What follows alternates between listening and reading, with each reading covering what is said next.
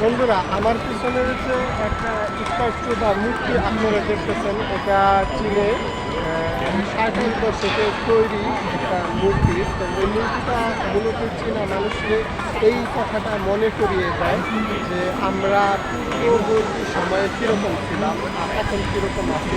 মূলত তারা এই জিনিসটা স্মরণ করতে চায় এই কারণে যে এখন চীন বিশ্ববাজারে অর্থনীতি, সামরিক এবং সর্বদিক থেকে তৃতীয় নম্বর অবস্থানে আছে।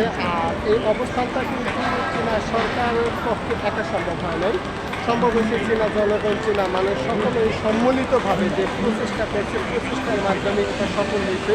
তা আমি এই ভিডিওগুলো আপনাদের দেখাই এই কারণে যে এই ভিডিওগুলো করতে আমার অনেক টাকা খরচ হয়, কিন্তু আমি সেলিব্রিটি হওয়ার জন্য এই ভিডিওগুলো করি না।